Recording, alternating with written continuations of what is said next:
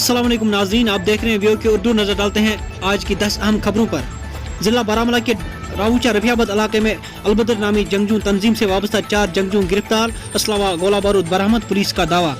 بارہمولہ سے ناربل تک 4 لائنوں والی قومی شاہراہ کی تعمیر اور کشادگی کا معاملہ. مختلف محکموں کے افسروں، بیارو اور تعمیراتی ایجنسیوں کے نمائندوں پر مشتمل 6 رکنی کمیٹی تشکیل. سری نگر اور بانڈی پورہ کے 2 الگ الگ آگ کی وارداتوں میں 3 رہائشی مکان خاکستر، لاکھوں روپے مالیت کا نقصان. بھارت میں مزید 50,000 افراد کورونا سے متاثر، کیسوں میں ہو رہی ہے کمی. 10ویں جماعت امتحانی نتائج کا اعلان سوموار کو متوقع.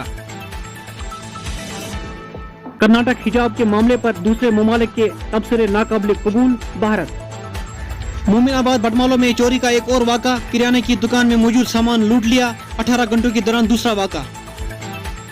فتح پور گاندربل میں عدم شناخت لاش برآمد، کیس درج. بارہمولہ کے بونیار علاقے میں مرکزی سرکار کی اجالا یوجنا اسکیم میں دھاندلیوں کے معاملے کو لے کر محکمہ امور صارفین و تقسیم کاری نے ایک نجی گیس ایجنسی کو کیا سیل.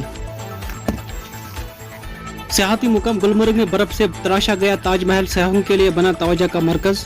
برف سے بنا گیا تاج محل 15 روز کی کڑی محنت سے 7 ہوٹل ملازمین نے کیا تیار.